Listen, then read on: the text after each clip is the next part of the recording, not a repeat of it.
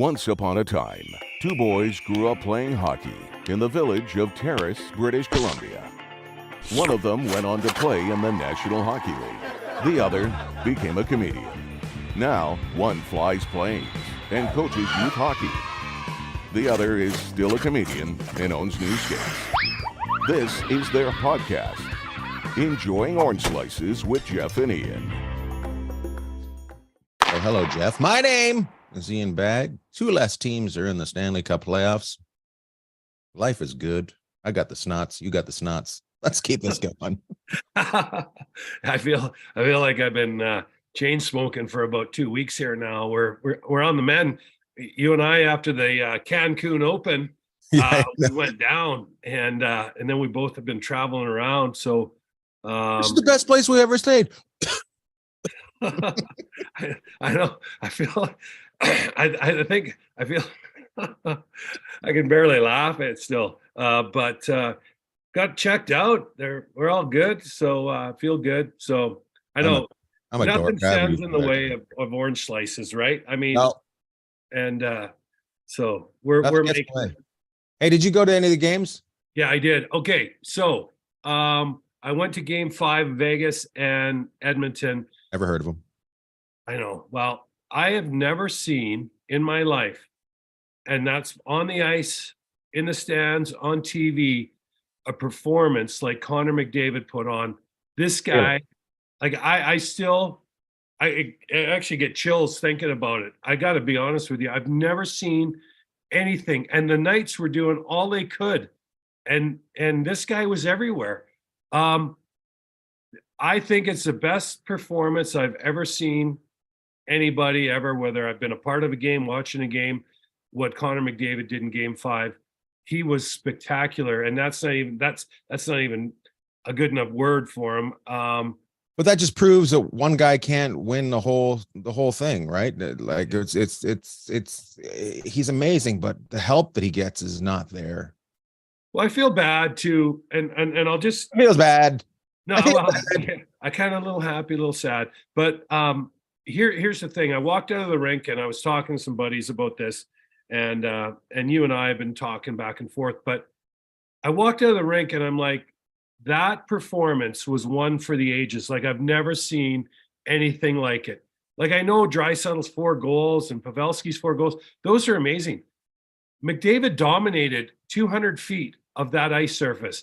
He came back while Bill Carlson had a breakaway. He came back, lifted his stick, took the puck, went the other way. He split between, I think it was Stone and Stevenson, who are two unbelievable players, and Stone extremely smart, Stevenson extremely smart, extremely agile. I mean, he had like a foot to go through him. They never even touched him.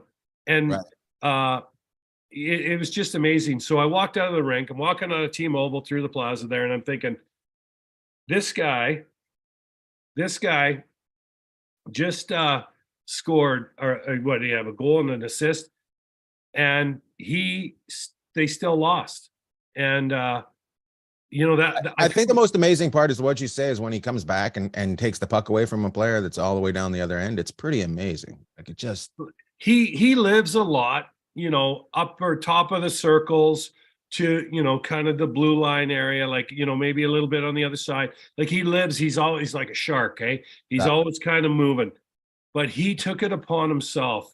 And no matter what he did, I walked out and I'm like, this guy just played the game of his life. And even people were like saying, oh, it's one of maybe the greatest games he's ever played. It's the greatest game I've ever seen anybody play. And they still lost. And I thought what was kind of an ironic twist, a little chuckle I had, is the Vegas power play, our penalty kill, everyone was thrilled with how well they did, and Edmonton still went 3 for 4 because they killed off the 5-minute major to Kolzar. So I have some thoughts about Edmonton. Obviously we're in Vegas. We're big. We try and be Switzerland throughout the league, but we're nice tied into this team here. Like, I'm not going to sit there and go, we're not. But and we want to see him do really well. But I really want to see Connor McDavid win a Stanley Cup, because this guy is carrying the weight of the world on his shoulders, and he carries it effortlessly. Like, he's unbelievable. But Edmonton's got to figure out a few things, and I have some ideas, so I'm going to scratch them down on a notepad and I'll send them up to Kenny, my good buddy Kenny, and I want to see Kenny Holland do well. Right. Guys, he's one of the best people. He treated me like gold when I was in the Detroit organization. Kenny, and I saw Kenny a few weeks ago, just the best. So yeah, that's what I have. Here's my barn burner of an idea. Connor McDavid for Austin Matthews. Switch him up. Yeah, just switch him over. Maybe there might have to be more in that deal, but it's got, I think Matthews would do better in Edmonton, and I think Connor would do better in Toronto. Well, you better have like a kitchen sink and some appliances and a whole bunch of other stuff in that deal. If you're thinking about moving, I think they both win the cup. If it's in the end, they both win it. If they switch. Okay. Hey, like I don't think they're year 8 in Edmonton, right? With Connor and Leon and the crew and people are getting fired up about that but the other side of it is Ovi didn't win it right out of the box either. Like it took him a long time. But he was such a different player. It was more fun the way Ovi did it. Like he wanted to win, but he also wanted to score a lot. It seems like Connor McDavid's always trying to win, but he's not able to, just push it over the other side with what he's got behind him. Okay, well, here's before we get to our guest today, and let's tell everybody who our guest today. Our guest is Adam Lowry from the Winnipeg Jets. He's brought to you by HeadyGear.com. HeadyGear.com. Go to HeadyGear.com. Get yourself a backpack and put all your swag on it. Go to HeadyGear.com. Use the code BAG. Get yourself a discount. He's Brett Hedican played for Vancouver. Did he play for San Jose? Yeah, he was in San Jose. Carolina is where he won his cup. Stanley Cup, yeah. And he's an excellent. Well, we had Hetty on. We don't have to tell. Everyone knows how great he is. But Hetty is one of the best. I think he's one of the best color commentary guys out there because he's there. He compliments the Sharks, and of course it's the home team. You got to be be friendly to your team, right? Because you don't want to take them down. The fans don't want to hear that. But he's very factual and he doesn't window dress it.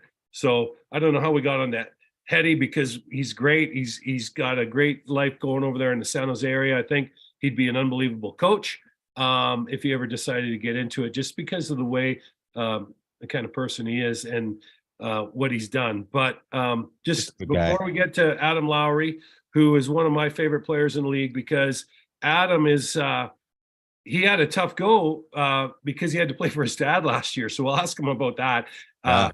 We all know how it is when our dad's coaching us. It's a little different now at the NHL level. It's crazy. But Adam is a little bit country, a little bit rock and roll, a little bit hip hop.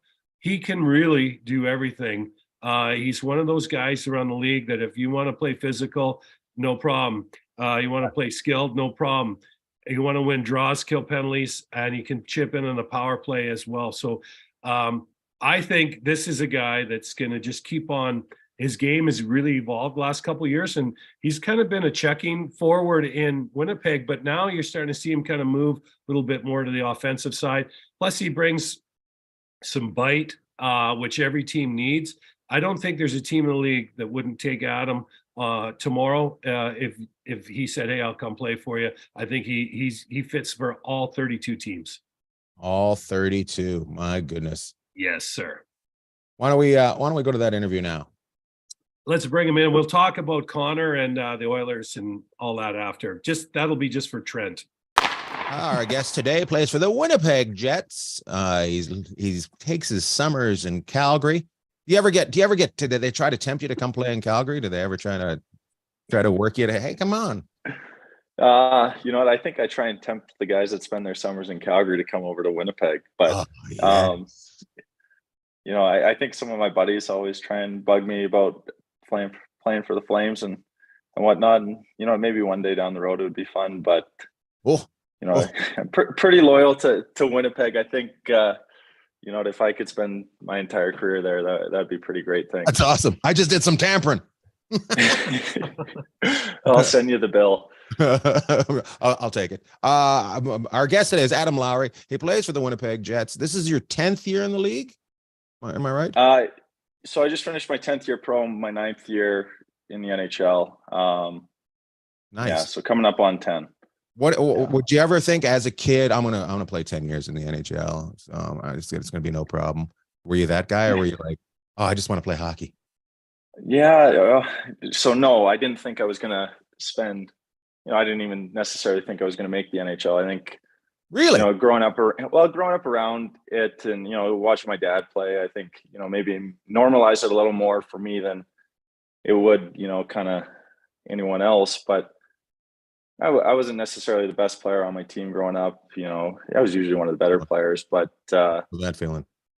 Yeah, so I kind of just work hard, just enjoy the game, and kind of fell in love with it. Fell in love with hanging out with the guys on my team growing up, and things like that. I think once I made the WHL at 16, that's kind of where I started to realize that maybe I was a little better at hockey than I initially thought. And then once you get drafted, I think you kind of have a sense that there's an opportunity. But even after my first year in the American League, I didn't even think I'd be making the NHL or playing a game the following year. And I ended up kind of basically being in the NHL ever since. So it was one of those things that as I kept progressing, I my career trajectory kind of kept going up, and I kept getting better, but maybe not something I realized that I'd be achieving my childhood dream, or kind of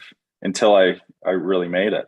That's awesome. Both you and Jeff played in the WHL. I'm gonna you guys talk, because you guys are well, actually, I just wanted to go back, and so Adam's dad, Dave, played a long time in the NHL, and I met your dad years ago at a golf tournament, actually, in Calgary, and he was the nicest guy in the world, and everybody around the Flames organization was really accommodating. And then we got on the ice and played against each other the next fall, and he was chirping me and chasing me around. I was like, what happened? But I want to talk a little bit about you growing up in a hockey family. Adam, was that kind of just you go into the Flames dressing room? You're in an unbelievable, crazy hockey city. They were a very competitive team when your dad was there, and did you realize that was a little bit different, or was it just kind of like, hey, I'm just going to go down to practice and hang out in the room today, skate in the Saddle Dome ice? Like, how did you kind of put the pieces together, or were you just being a kid and just love playing the game as a young guy? I think as I got older, I started to realize kind of how special it was, and the opportunities that it afforded me. I think as a young kid, my brother and I, we spent a lot of time down there, kind of any weekends or days off school where it was a practice day. My dad would take us down. We'd get to watch practice, hang out in the room, steal all the double bubble, try and steal some rolls of tape. And when they were done skating, we'd lace up our skates and get to go out on the ice. And so I think at an early age, we didn't necessarily realize how cool that was, getting to kind of watch Jerome McGinley from so close, or, kind of just get to go to every game and things like that. But as I got older, I think we started to realize kind of how special that opportunity was. We were fortunate that my dad kind of, had us earlier that, his last year, I think I was grade 5. So, I've got a lot of memories from the cup run, when they lost in the finals in 03-04. But even when he started to coach and stuff, we get to go down. I remember I got to meet Ovechkin when I was 15. That was pretty cool. He was breaking into the league, and everyone knows what he's been able to do. And you kind of meet some of these superstars that people that you'd watch on TV and idolize, and kind of being able to be introduced to them and see them up close was pretty special. That's great. You talk about going to the dressing room when you're a kid. I was in your guys' dressing room this year. What's the biggest difference you noticed? Like, there must be so much more in the dressing rooms now than there was. Like, your guys, it's unbelievable the stuff you guys have in there. Yeah, and you know what, I'd say, like, our rink isn't the newest, or we have a pretty small rink, right in the middle of downtown, and it's a great place, great atmosphere, I think. But yeah, like you said, the equipment, I think you definitely notice the gym stuff is a lot newer. The technology has come a long ways, instead of just the pure iron that they were throwing around back then. But if you get the opportunity next time, if try and get into the Oilers room, I'll tell you, if you thought our room was great, their room, I remember just from the bubble in 2020, every team would kind of rotate through dressing rooms, so any one team didn't have an advantage. And we got a couple of games where we played out of the Oilers room, and their gym's 2 levels, and it's pretty spectacular how even the newer rinks compared to ours are. And I think we have a pretty good setup as is. Does that make it tempting for you to want to go someplace when you do see something like that? Do you go, oh, I'd like to be part of that, like just that, what they got going on there? Or are you like, oh, I'm fine, I don't need that shit? No, I think what it makes us is kind of try and push our trainers or strength coaches that, hey, maybe we need this stuff, we should blow out a few walls, we should obviously the facilities, you're limited with space, depending on where you are, and the newer rinks are going to have kind of the newest, most updated, innovative stuff. So I think you get a little jealous. But that's a great show for Sportsnet. Arena redo, like they just oh geez, Extreme Home Makeover Arena Edition. Move that truck. Just 18 trucks moving. Hide in the arena. We'll give Chevy a call, Adam, get him to write the check and get it going. Hey, I was with a wallet. Most people, so your dad, Dave, coached you. He played the game a long time, got into coaching. He coached you guys last year. He just finished with the Seattle Kraken. He's over there now, coaching with the Kraken.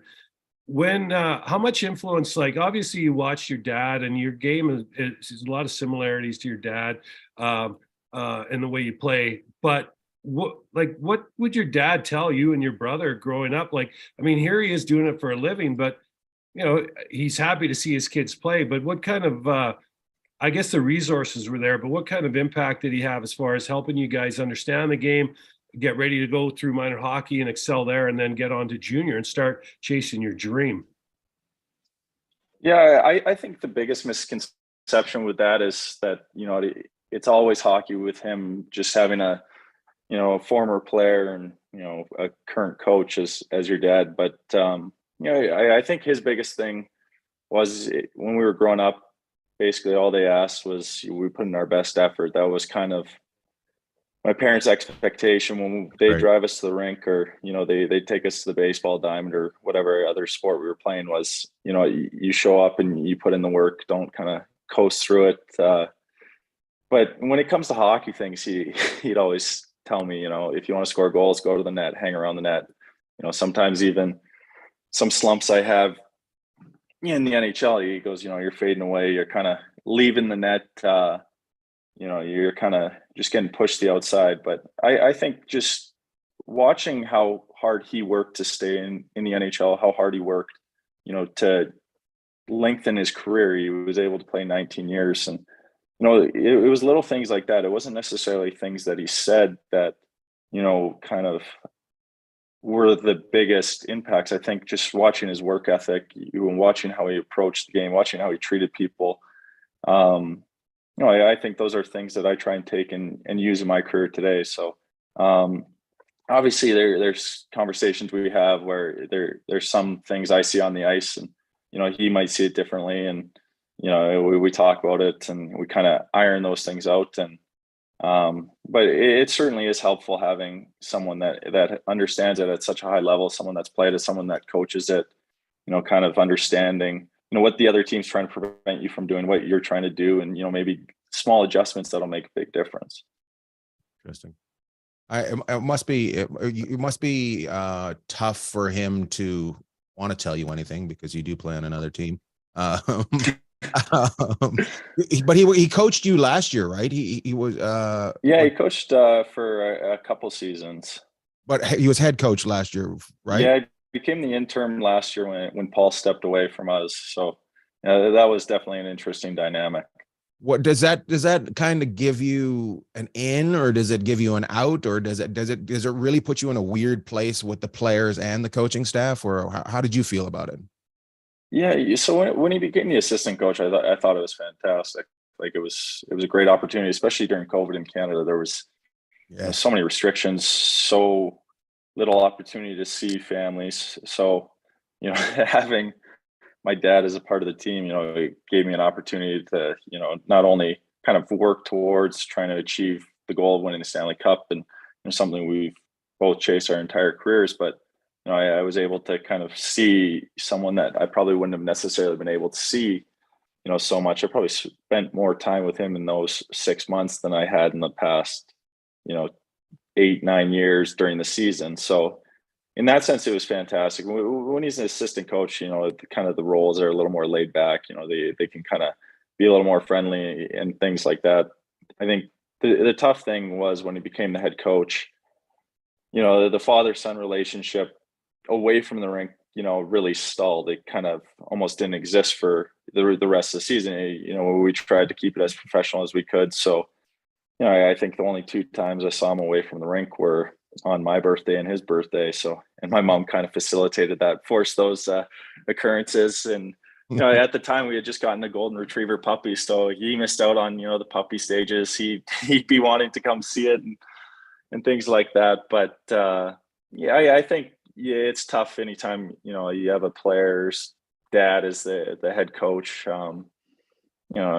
It puts the players in an awkward spot. Sometimes they're not happy with the coach or, what the coach is doing. And now all of a sudden they're not talking shit, but, they're having some conversations, and, it's kind of their team's dad. And, it's sometimes, it was tough. I think, it was an unfortunate situation seeing Paul step down, but, seeing Paul and Jamie land in a great spot, and they're doing a great job in Florida, and, to see them kind of go on this run, I think it's great for hockey in Florida. They haven't really gone on a run since '96, and that time down there, you hear the stories. It was a magical time, and to have my dad land in Seattle, and for them to go on a pretty decent run, obviously falling short, losing in Game 7, but for him to find some success in his first year in an organization, I'm really happy for him. I think the coaches that came in for us, it was a nice change, kind of different messaging, different style, and sometimes that can kind of reinvigorate people. So I think all in all, it was a pretty cool experience to have him as a coach. But it was something that I think long term was going to be something that was tough. On my teammates, on the coaching staff. I think kind of on everyone involved. Hey, Adam, who's talking? Just changing gears a little bit.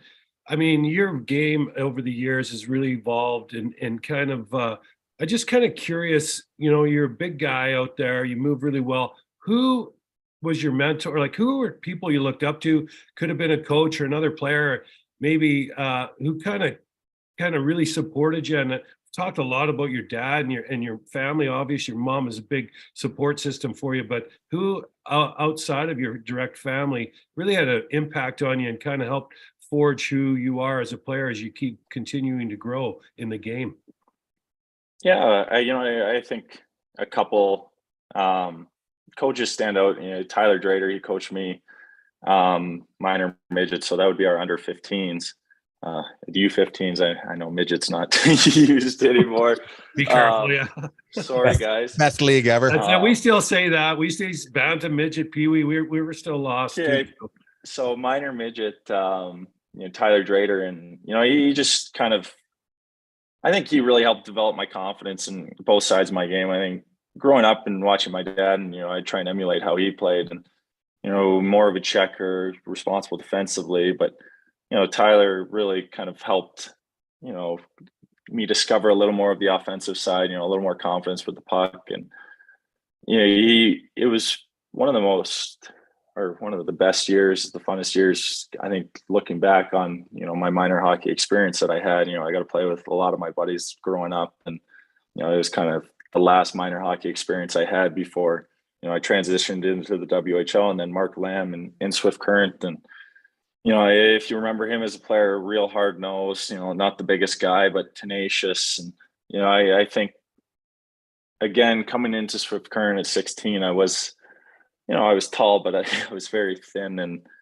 I think he really allowed me to kind of grow at my own pace. He taught me some lessons of, using my size, kind of developing myself as a player. And then, by the time I was 19, I'd really kind of transformed my game. I'd become one of the better players in that league. And just working, every day with my skating, working kind of small area games and things like that after practice.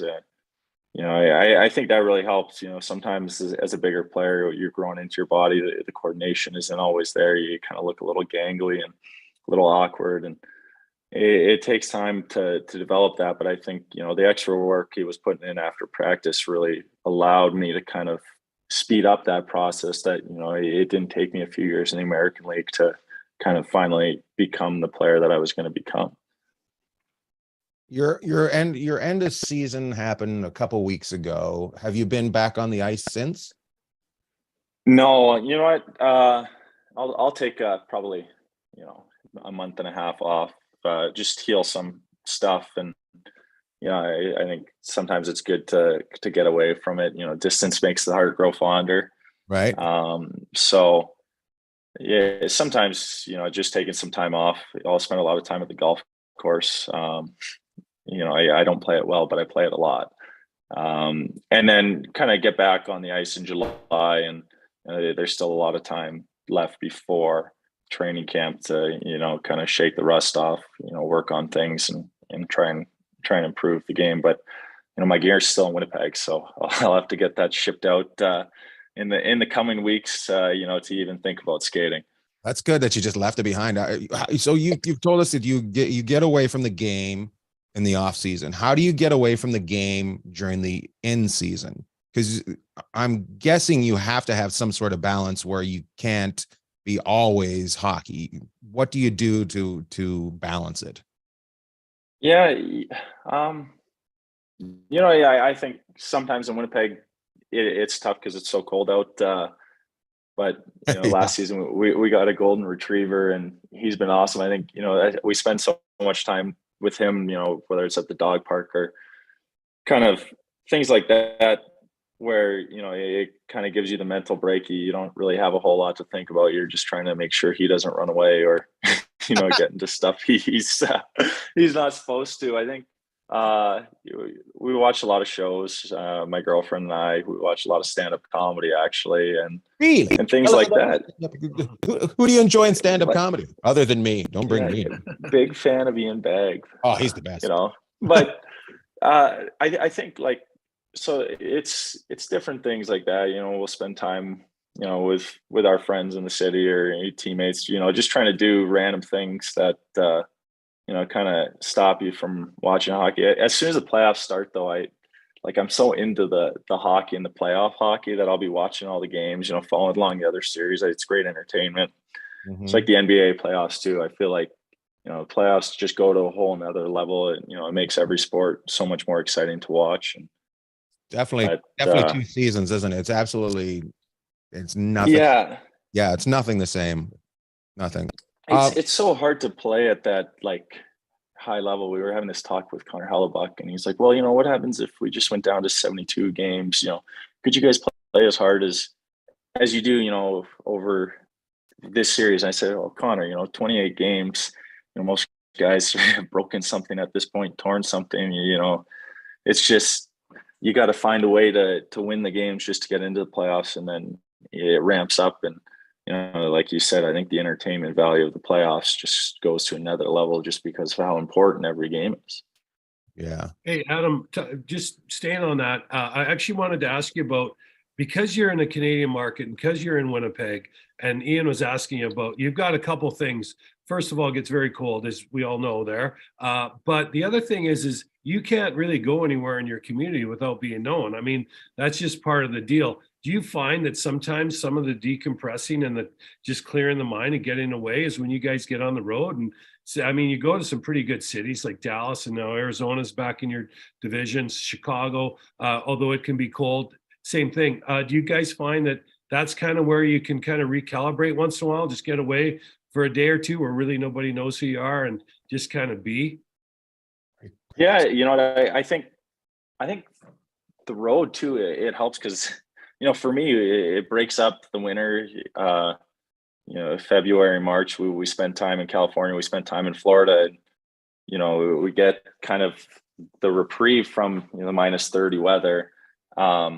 Yeah, but like you said, it's nice, and kind of being in that central time zone, it's an awkward time to fly, especially when you're coming back from Pacific or Mountain. So there's nights where we stay over, so we're allowed a few more team dinners, a few more kind of team outings that I think is really where you can kind of take a deep breath and kind of get away from the stresses of hockey. Like when we were in California, you were able to get out, play Pelican Hill.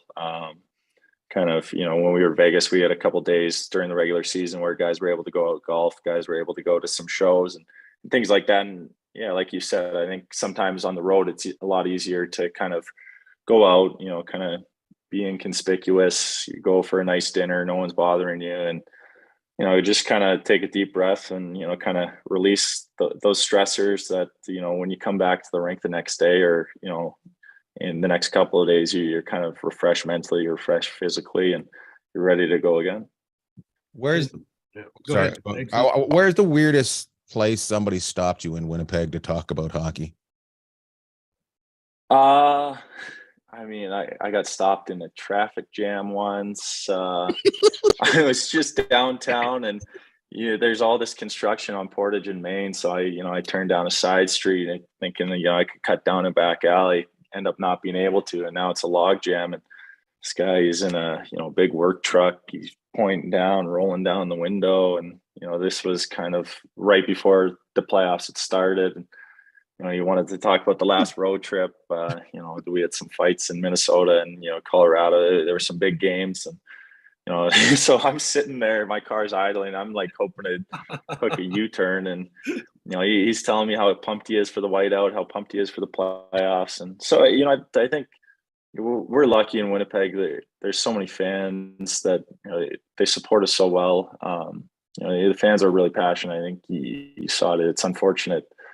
I saw some stat, our record with the fans in the whiteout hasn't been great, so we haven't really treated them to any playoff success in a few years. But being able to see how passionate they are, the outfits and stuff, it's not kind of uncommon to be stopped at really anywhere. Right. Hey, I want to ask you, Adam, about you said you watch the playoff games. Some players, they're like, once they're done, they're done. But obviously, this you really enjoy watching it. The two teams that are facing off in the Western Conference Final very well. Don't see the guys in the East very often. What's kind of your take on what makes, I guess we could talk about all four, but specifically the ones well in Vegas and Dallas, what kind of makes them go? What kind of should people look for as the playoffs progress and things that you guys, when you play them, that they do really well that you obviously try to take away, but what's their strengths? Where can they really hurt you, and maybe some things to look out for that they don't do so well? Yeah, I think kind of, if you look at Dallas first, they're so responsible defensively. I know their goals for were right up there in the top third of the league, but where I think they do such a good job is they play such a heavy game. If you look back at the series against Minnesota, it was a heavy, real special teams battle. There wasn't a lot of open ice. I know Hintz can create some space, and they have a lot of other good offensive weapons, but they play so well in their structure. And when they got up on Seattle in Game 7, they really don't allow you to get to the inside of the ice. They don't give up many odd man rushes, and they have such a good goalie back there that they're tough to come back on when they get the lead. I think that's one thing that I think Dallas is a little underrated, is how good they are defensively. When you think of, the top defensive teams, you think, I don't know if Dallas necessarily comes to mind, but they do it, by committee. They don't, they do a real great job of slowing the game down. And so, I think Seattle's speed gave them a bit of trouble early on, just transitioning from, the series against Minnesota, which was, a real street fight. It was real heavy. There was a lot of bad blood, and Seattle comes at you in waves, and they're a real fast team, and they can kind of jump on you on the forecheck and create mistakes in that sense. So I think that's how Vegas is going to have to play. They're a great transition team. They play with a lot of speed, and they have so much depth. Their first line is great. Their second line is great, and their third line is great. You can't really label them 1, 2, 3. And then their fourth line is a lot of teams' third line. So I think the Vegas thing is they do such a good job of blocking shots. They make it really hard to get to the inside on them.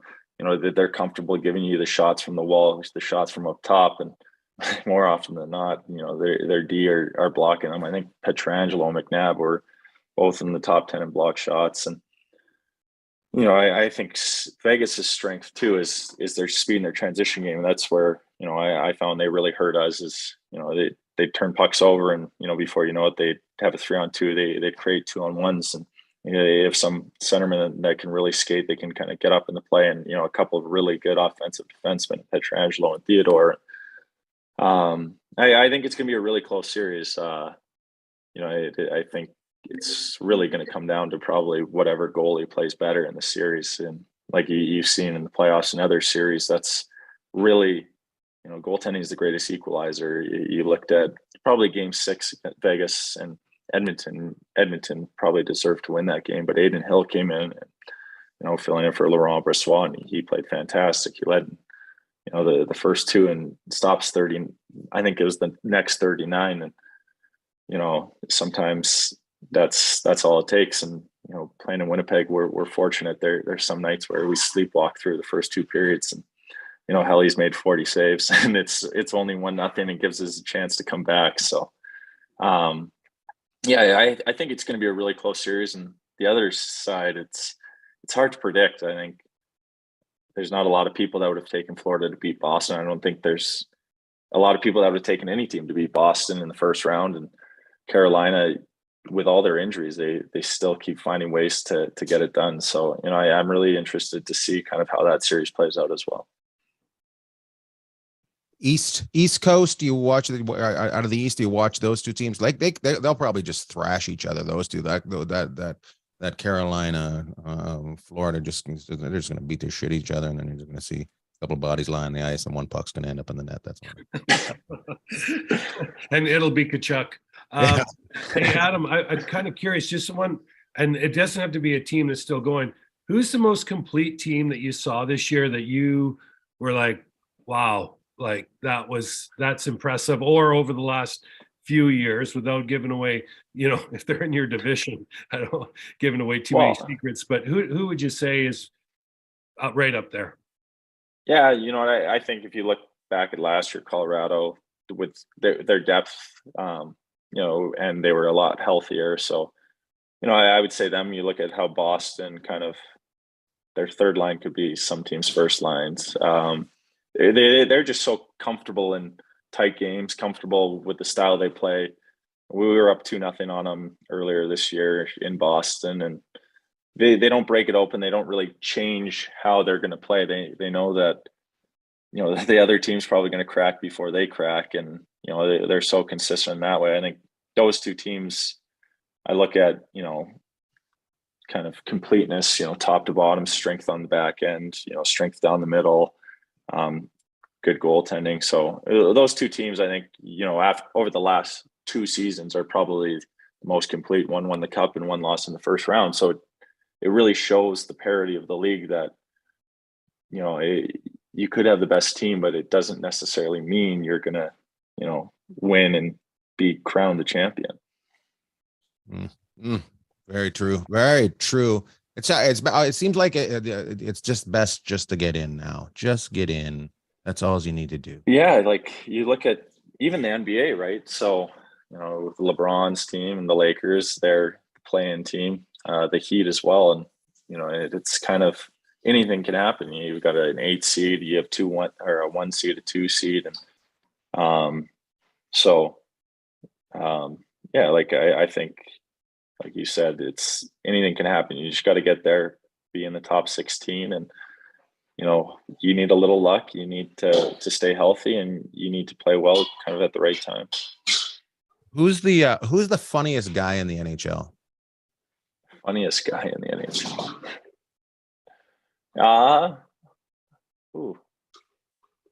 Let me think about that guy. Nate Schmidt's got a lot of energy. I think he likes to have a lot of fun. I think of Evgeny Svechnikov's mannerisms and the way he talks and his Russian accent. He's always, "Oh, it's all good, brother. Good vibes only, brother." Like that cracks me up. And yeah, Russian Hawaiian. Well, they love Florida, so he's we were playing in San Jose. I think they've lost quite a few games, and "Oh, it's all good, brother. Positive vibes, brother. It's all good. No worries." Like I was like, I wish I could find that positivity sometimes. Middle of January, we've lost a few games. Nice. Those guys are pretty good. We'll do a couple more questions and we'll let you get out of here. Yeah, no worries. It seems like somebody's trying to beat you up with pots and pans. So yeah, my brother, your number one fan is just trying to. My house is currently occupied, so I'm at my parents' place right now. We're just keeping the lights on. Oh yeah, he's yeah. If he was wearing a shirt, I would flip the camera over there, but Is he one of those brothers? He's just like, look, I'm just gonna be naked all the time, walking around. And he just came home from the gym. I think he's just a little lazy to get in the shower, so he's just making sure that everybody knows what happened at the gym. This is what happened, guys. Yeah, going to the gym. Said he missed that last set though. And you're staying at your parents' house right now? Yeah, so I rent my place out in Calgary to generally guys on the Flames, and so Kevin Rooney's in it, and unfortunately he got sent down, but so the Calgary Wranglers are AHL teams. They're quite a good team right now, and so they're making a run in the playoffs. So in the meantime, I'm staying at my parents. They're down in Seattle still, so me and my brother get to live together a bit. He bounces around. He's going down to Cleveland for the next month or so. That's where his girlfriend lives. So nice. I love Cleveland. So I might need to get some recommendations because I've heard it's a good city, but I've never been. It's actually a great hidden city. It is. It's a really good city, and it's funny that your brother has no shirt or home. Yeah, well, he plays overseas, so it's sometimes it just it's easier to kind of not be locked down. Yeah, absolutely. We'd love to get him on the pod and talk about the overseas game. We've had we had Dave Barr on. He coaches over in Vienna. Okay, my brother played in Vienna. Oh, really? Actually, a couple of years ago. Yeah, might have been just before Dave got there. Yeah, he'd be fun to talk to about that. But shirts on. Yeah, no. Hey, I'll make sure he's dress code. It's the opposite of Bert Kreischer's. We like to keep our tarps on.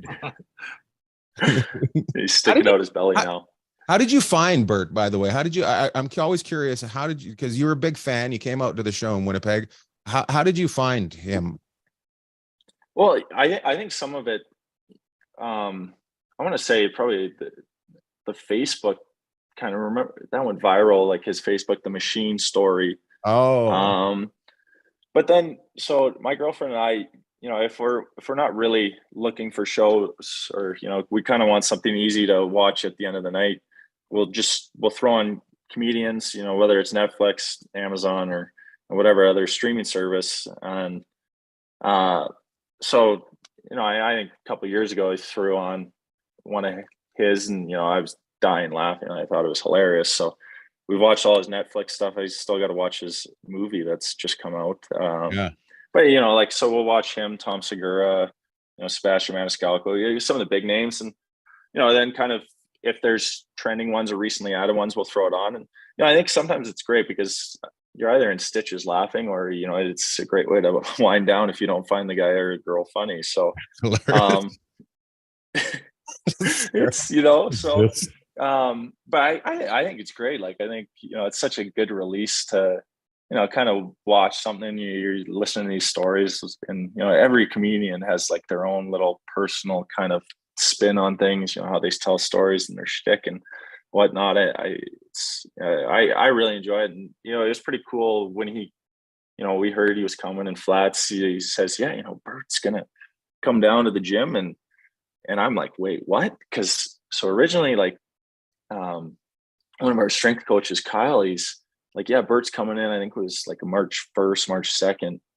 And I was like, perfect. I'm going to get tickets. Like, Laura loves him too. Like, this is going to be great. We'll go, it'll be a nice night out in Winnipeg. And, like, going to buy the tickets. And the next day, our, kind of media relations kind of community says, we've got season ticket holders dinner. And, well, what time?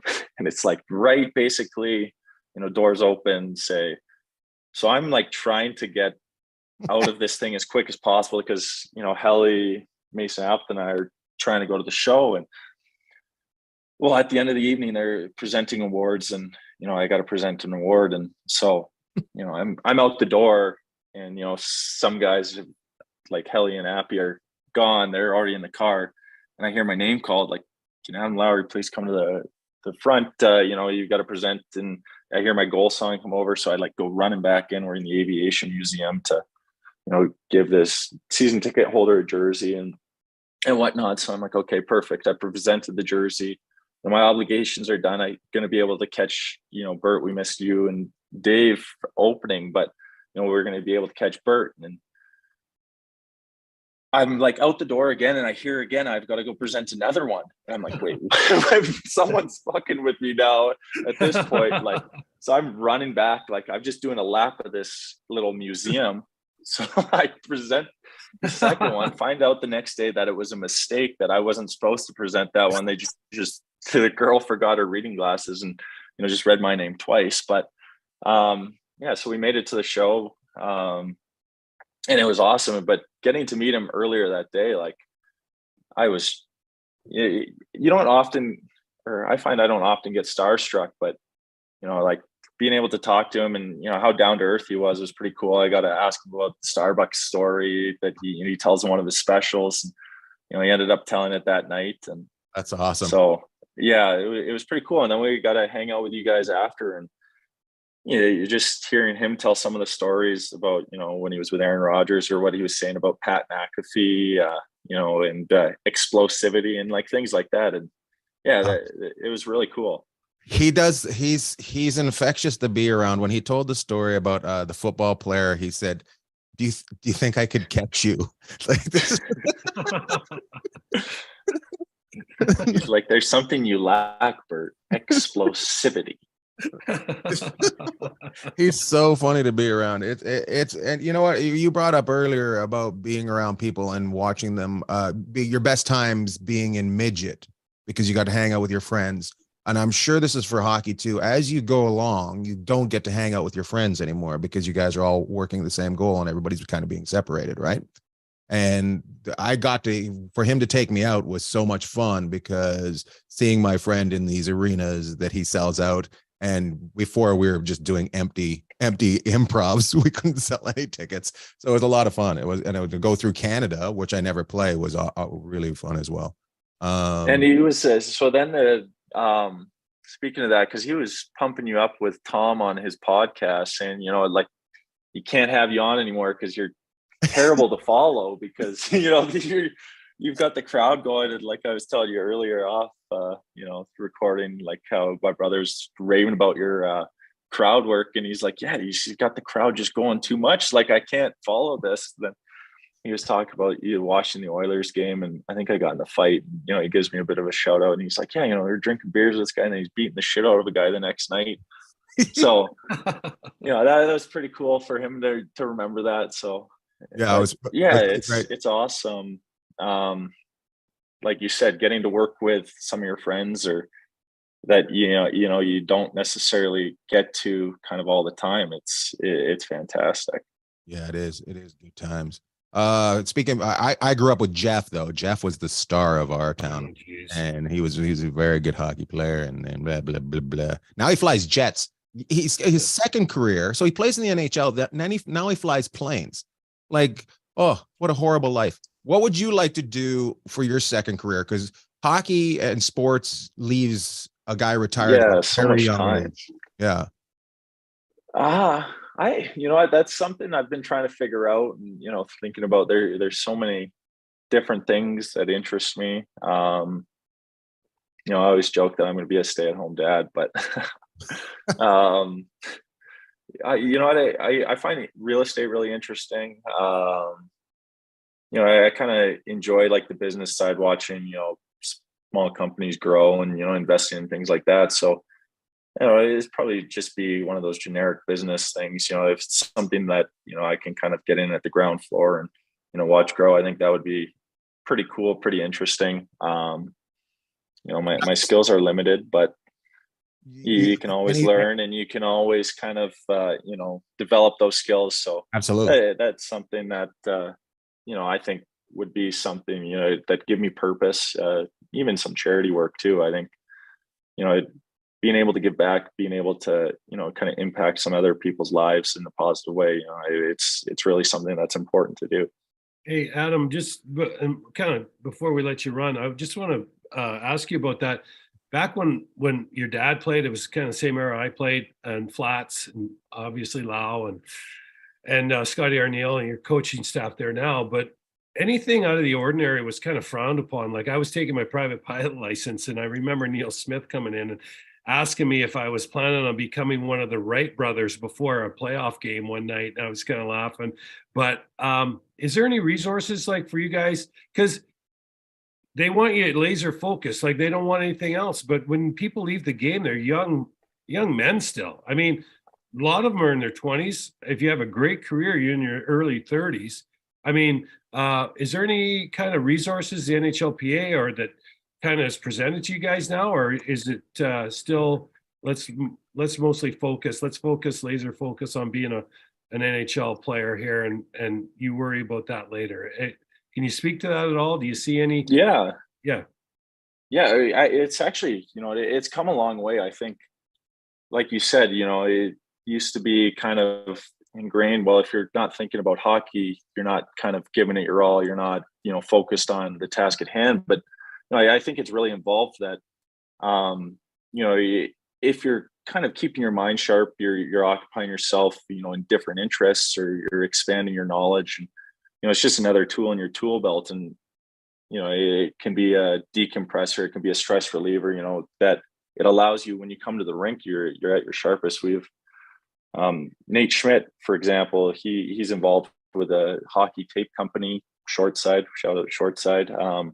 So, he's in kind of an early business venture there. And with the PA, they've done a great job with the career enhancement program that now, they offer these certificate programs you can take through Stanford. I think it's Stanford Business School, but there's different ones. There's entrepreneurship. There's, I think it's like leadership. Then there's, they help facilitate. You can take classes through the University of New Hampshire, I believe, online. And they offer these NHLPA speaker series where, it can be different experts in different professions, whether it's real estate, whether it's business, whether it's kind of anything.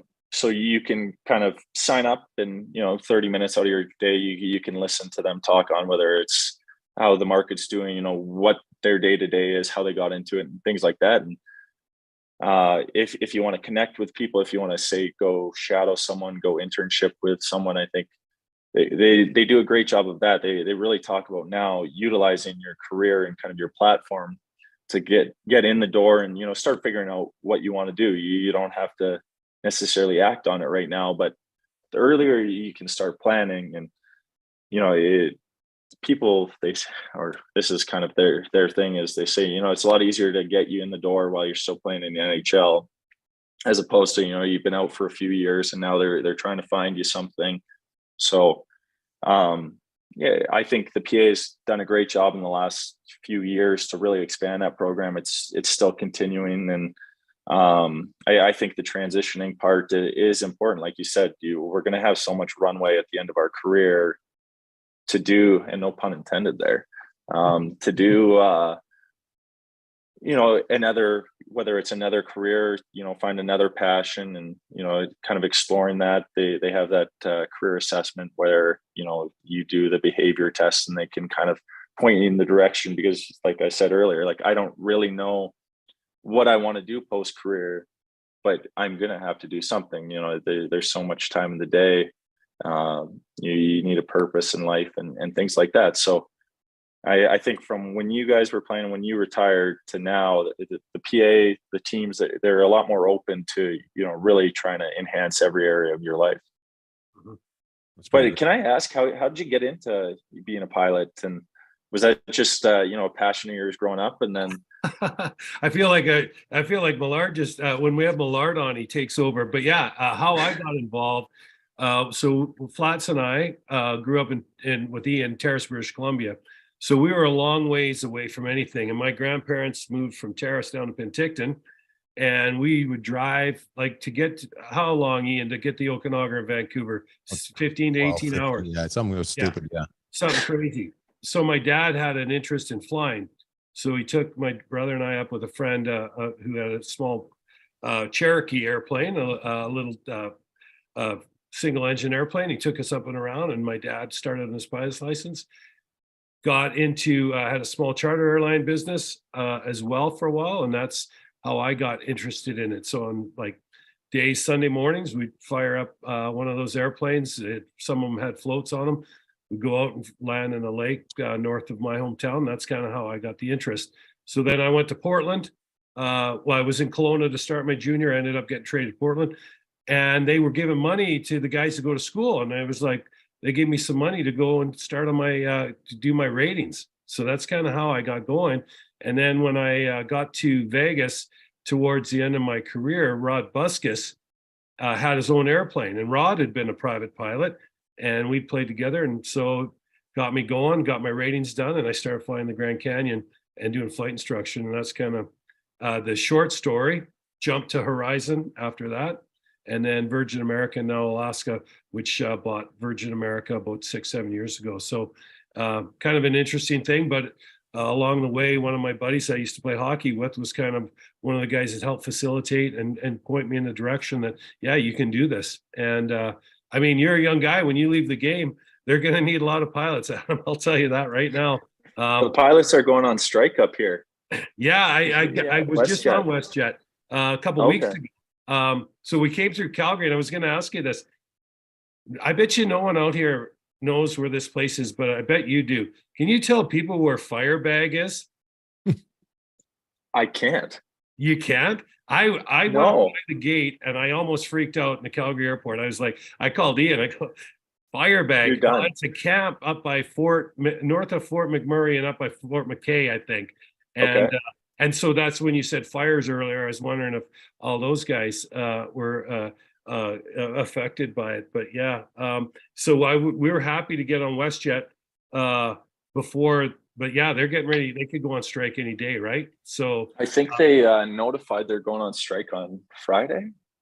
Oh, good. Or something like that. I'm flying on that. Thursday to Sunday, you can cancel your flights with no cancellation fee right now, I believe. You know what's funny about that is they won't let an airline down in the States go on strike. Allegiant tried a few years ago, and they're like less than 1% of the capacity. And the government, they had a judge come and say, no, that's not happening. And I would be shocked if the Canadian government allowed that to happen, because the airlines are such a big part of commerce, right? And people need to go see their families and need to get business done. So yeah, so, but that's a long story about how we got started. But I left the game and I got into, I just finished up my ratings. But nowadays there's fast tracking you can do. And these airlines will pay you to come and get into their Speaking of tampering. Yeah. Hey, we'll bring you over, Adam. One of our buddies he's now the San Diego Gulls goalie coach, Jeff Glass. Like, he has his pilot license. He kind of same kind of thing, was doing it as a hobby, and then now, you know, he got his license. I think he flies sometimes for the insurance companies. They go up and they break up the storm clouds. They release whatever. Mm-hmm. Yeah. So when he was in Calgary, because we had terrible hailstorms, like, he'd be on call, like sometimes have to go out to the airport, you know, randomly. But yeah, he might be an interesting guy to have on the pod. Yeah, absolutely. It's funny, Yeah. right? Go fly over to that storm over there. Like, I mean, some of the storms you get off the Rockies are just crazy. But L. Secord just retired. He flew an American. Rod Buskus. Rod's at Hawaiian, and I'm at Alaska. And then Bobby Joyce, who played in Boston, runs a flight school down in Orlando. So there are some guys that are, you know, a part of it. Jason Kwiatkowski, his brother, played in Pittsburgh. I fly with him in Alaska. He played in the Western League. So yeah, it's pretty. I mean, it's available for anybody, but for someone like yourself that comes out, that's been disciplined and motivated your whole life, the airlines would be a great spot. I love it. So are you ready to sign up for Alaska Airlines today? Well, it'd be fitting. I play for the Jets, you know? Yeah, that's it. Funny. That's awesome. Yeah, absolutely.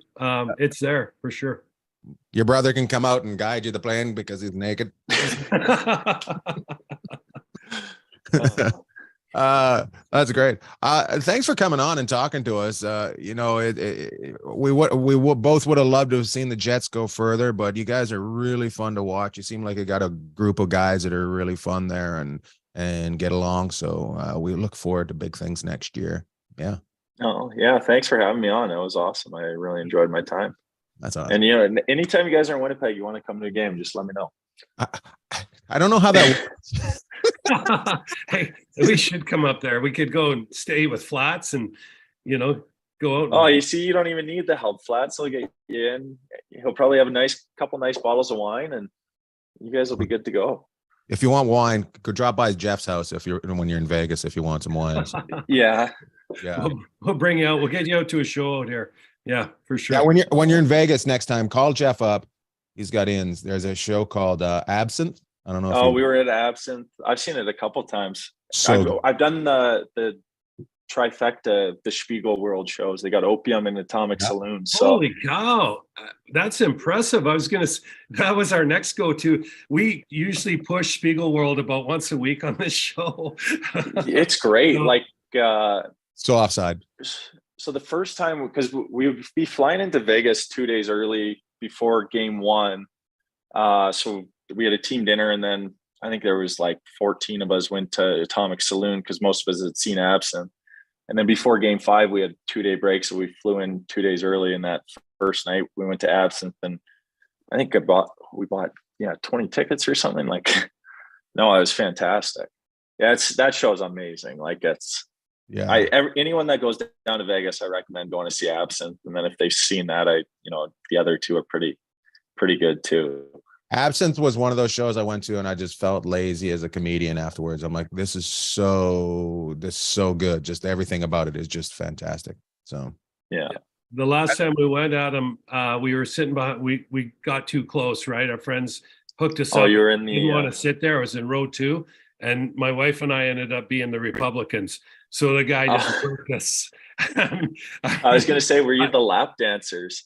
Yeah, I did. I knew when that was coming on, and I'd be. You went to the bar. I got enough abuse. Like, I've been pulled up on stage when Zumanity was here. Every time I'm kind of like this. There must be a light, but we ended up being the Republicans, and the gazillionaire just took me down. Oh, he's ruthless. It's hilarious. Yeah. So good. Yeah. So good. Love it. I feel like now we're trying to get you to play for Vegas and fly planes. A little bit of tampering going on there. Have a great day. We'll talk to you soon. We appreciate you coming by. Go Jets. Yeah, thanks for having me on, guys. Thanks, Adam. Okay, take care. How great was that? That was fantastic. We got a lot of information out of that young man. He was. It's amazing. You can get these guys on, and they're so well spoken and so nice. He could rip you stem from stern on the ice. That's I was laughing about that. I'm like, he seems so nice. Yeah, but he's gonna go fight Ryan Reeves. Yeah, and you know, he's fought Revo twice. I was in the building once here in Vegas when he fought him. He might have fought him more, and then he fought him again in Minnesota. And Revo, as tough as they come, and Adam has stood in there and just, I mean, this guy, he's a total package. He kind of brings it all. He's a big guy. He's one of my favorite players. He's really Yeah. fun to watch. Yeah, if you don't get a chance to watch the Jets much, do yourself a favor, watch him next year. I think he's got, like, he has every part of the game. I think you're going to start to see, as his career progresses, his offensive upside really start to shine. That's where I think the next kind of growth in his game is I think you're going to see him be a you know, he's not going to be a Kyle Connor, you know, 40 goal guy or whatever, but I think he's going to be a lot more of an offensive threat than maybe they've used him in Winnipeg in the past. You know, he's been with the Jets his whole career. I wonder if he's a Jet for life, or, you know. Yeah, he's a guy, like we said earlier, everybody would want. And they've got some pretty loyal guys there. I mean, you know, he's loyal to the organization. Hellebuck's been there a long time. Obviously, Wheeler's been there a long time. They got to make some decisions in Winnipeg. We didn't really talk about that today, but everybody knows that. You know, they have pieces if they want to move them to stay competitive and get good Yes. players back. And anyways, it was really nice of Adam to come on and spend some time with us. Nice for him to talk to us in the middle of a traffic jam. Oh, that's awesome. Well, you know what? I know Flat said he goes, if you're going to put gas in your car in Winnipeg, you better be ready to talk to someone or get some honks of the horn and get some waves. So, I mean, that's one of the great things about being in a market like that. Yeah. And the other side of it is you could go some other places and no one ever knows who you are. So you can have your cake and eat it too in the NHL. Love it. Let's wrap this up. We gotta get going. We got the final four coming. What are your picks? I'm gonna pick Dallas. Well, I just want to say that we were 2 for 4. We weren't looking very good. We'll talk about Carolina and Florida next week. But I'm gonna go. You and I pretty much were the same. So I'm gonna go with Vegas. Because you know what, everybody loves a homer. So I guess I'm gonna be the homer on this one. But I think I'd be happy for both. Like, I'm really, Pete is just, I'm pulling for him and Spotter. And but if you're going Dallas, I'll go Vegas, and then we'll kick it around at the end of it. Okay. But I'm really, really happy for both teams. There's a lot of wonderful people, and Jimmy Nill, who's a GM in Dallas, my old teammate. So there's a lot of wonderful people with both teams. On the Florida Carolina, I'm just kind of thinking, love Paul Maurice, would love to see him continue to do well. I'm really interested to see how Florida handles the relentlessness of Carolina. Right. So, yeah. So you're gonna take Florida. I'll take Carolina. Even though I'm concerned. Okay. Yeah. I'm happy to take Florida, and then we'll go from there. Hey, let's do our shout outs. Okay, let's do our shout before out. we get to the 2-hour mark. I am going to do a shout out. This was an out of body experience the other night. It was so much fun. So watching Connor McDavid do his thing was just, it's crazy, right? So then Busky's there, and he goes, "Hey, Koff wants to see us," because the commander Tom Monahan had seen Paul Coffey up in Edmonton, and he said, "Tell Sharps and Busky that if I hear their voice come over the PA on the airplane, I'm getting off." So that's how it started.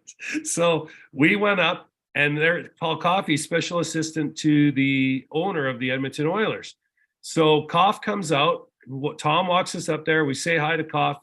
And Koff's one of these guys that if you don't know him or you haven't seen him a long time, doesn't matter. It's like you've known him his whole life. And he's a special assistant with the Oilers now, loves it. Such a nice guy, really accommodating. So we're sitting out in front of the suite talking to him, and who comes up but these 3 guys? He goes, "Hey, Sharps, Busky, this is Nickelback."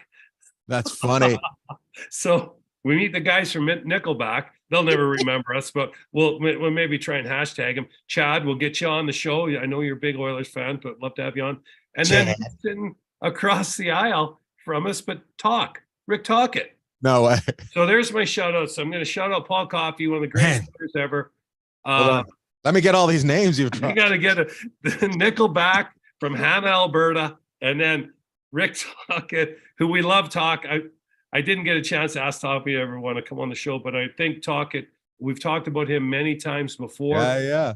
And we pull for all those guys. But I know I kind of felt like Dale Griffith on Planes, Trains, and Automobiles, John Candy, when he saw us one up in Steve Martin. That's awesome. That was I had to drop those.